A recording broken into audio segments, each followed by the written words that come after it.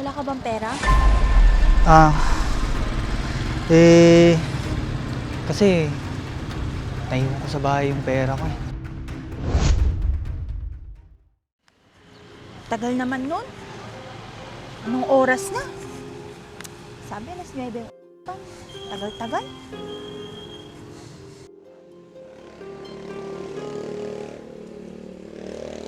O Bes, bakit ganyan yung pagmumukha mo? Mukhang ang laki ng problema mo ah. Paano ba naman kasi, Bes? May usapan kami ni Brian ngayon.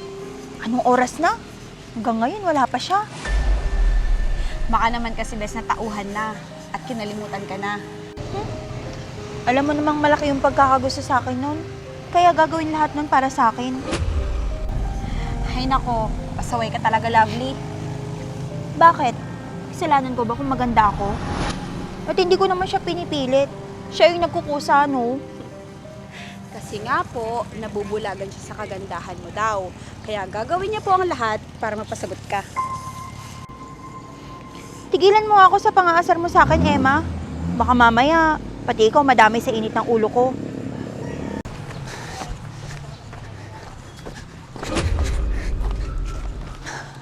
Lovely, ito na nga pala yung pinapagawa mo. Ano ba yun, Brian? Late ka na nga, palpak ka pa. Tingnan mo nga na dumihan na. Paano ko ito ipapas ngayon? Pasensya ka na, Lovely. Sige, magpapaprint na lang ulit ako. Hintayin mo ako, babalik ako. Huwag na! Hindi na rin naabot yan. Anong oras na? Bagal-bagal. Ayan, hayaan mo na si Lovely. Pagpasensyahan mo na siya. Wala yun sa akin. Kasalanan ko rin naman kung bakit siya nagalit. Hindi kasi ako nag-iingat eh.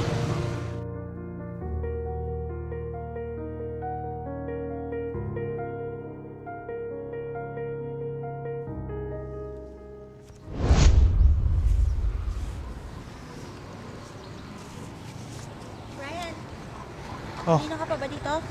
diyan ka na pala, Lovely. Gusto sana akong sabihin sa'yo. Ano ba yun, Lovely? Kaso, huwag na lang yata. Nakakahiya naman. Hindi, sige. Ayos lang yun, Lovely. Sabihin mo lang, kahit ano.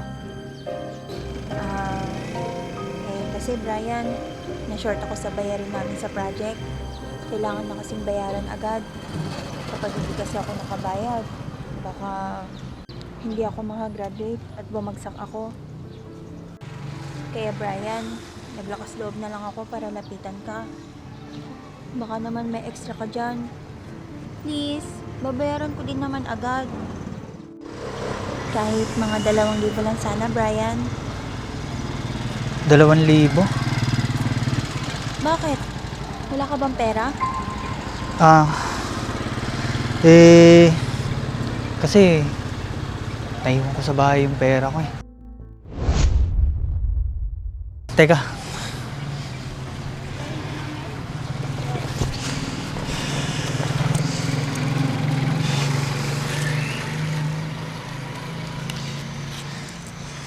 Ayan, meron naman pala. Pasensya ka na, Lovely ah. Diyan lang kasi yung dala ko. Pwede bang ibigay mo sa akin yung 1K bukas, Brian? Sige, Lovely. Bukas, ibibigay ko sa'yo. Sure yan, ha? Wala nang bawian. Oo naman. Malakas ka sa akin eh.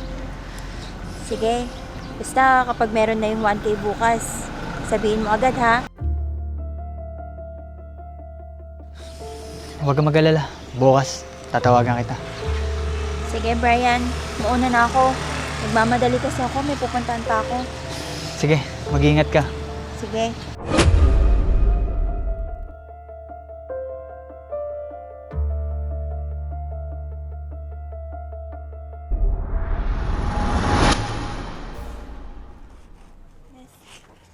Bakit ngayon ka lang? Paano ba naman kasi? Dinaanan ko pa si Brian.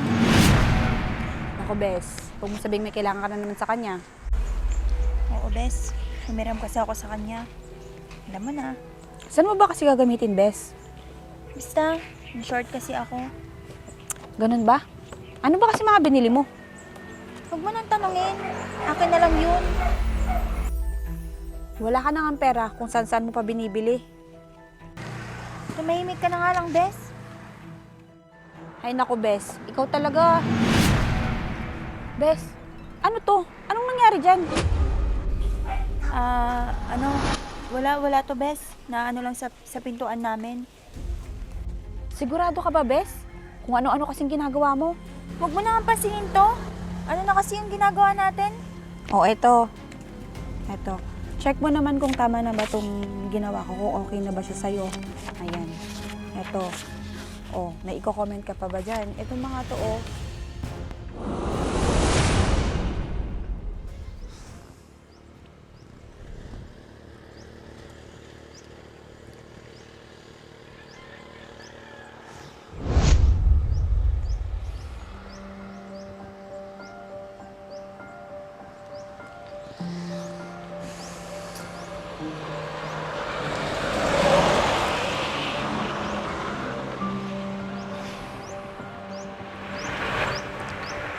Bakit kaya ayaw sagutin ni Lovely? Wala naman ako natatandaang may ginawa akong mali sa kanya. Bakit kaya? Nakakapagod ngayong araw, Bes. Kaya nga. Maupo muna tayo dito, Bes. Oo, dito tayo sa medyo malilim. Ang daming pinapagawa ni Ma'am, no? Matapos na yung project natin. Tignan mo naman, paano natin matatapos to? Ang dami-dami.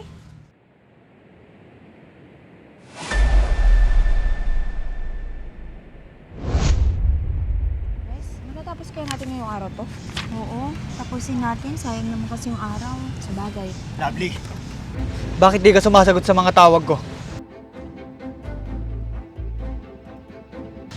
Brian, ano kasi, naging busy kasi ako. Ang dami kong ginagawa. Busy? O baka tinataguan mo lang ako? Hindi naman sa ganun, Brian. Pinahiraman kita dahil sa alam ko nangangailangan ka. Pero anong ginawa mo? Ginawa mo akong tanga. Brian, magpapaliwanag ako. Di na kailangan, Lovely. Dahil malinaw na sa akin ang lahat. Kaya kung pwede, pakibayaran na lang lahat ng hiniram mo sa akin. Dahil kailangan ko rin ng pera ngayon. Hindi mo ko naiintindihan, Brian. Anong intindi pa ba ang kailangan mo, Lovely? Lahat ginawa ko para sa'yo. Pero ginamit mo lang ako. Brian, please. Pakinggan mo naman ako.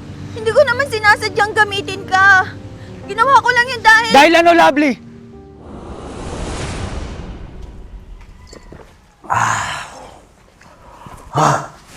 Hoy! Pahinga rito!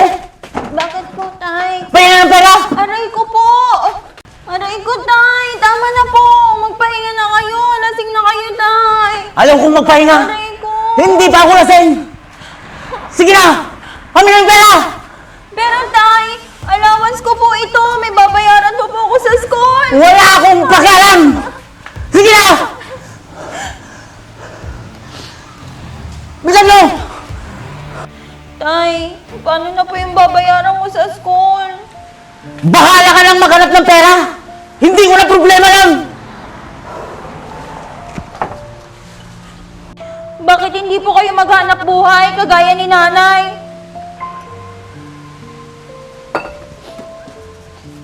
Sumasagot ka pa talaga! Ko, Tay! Anong gusto mo? Si nanay mong hihingan ko? Hindi po! Ah, saktan ko siya? Huwag po, Tay! Ako na lang po! Huwag niyo nang idamay si nanay! Sige na! Aray! Umalis ka na!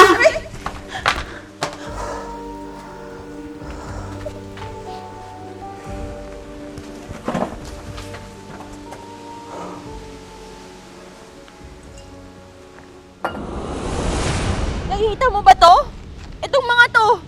Dulot yan ng mga ginagawa sa akin ng tatay ko! Ayokong kaawaan niyo ako at malaman ng pamilyang meron ako, Brian!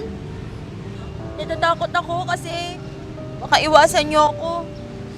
Isa pa, baka malaman ng tatay ko. Ikapahamak pa ng nanay ko. Bakit di ka nagsabi sa amin ni Emma, Lovely?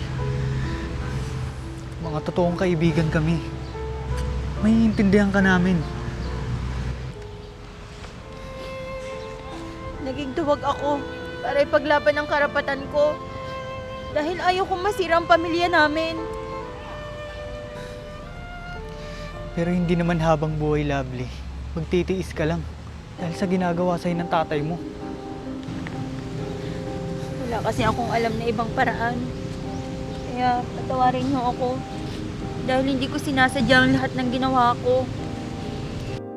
Patawarin mo sana ako, Brian. Hindi ko sinasadya ka. Ayos lang, Lovely. Naiintindihan ka namin.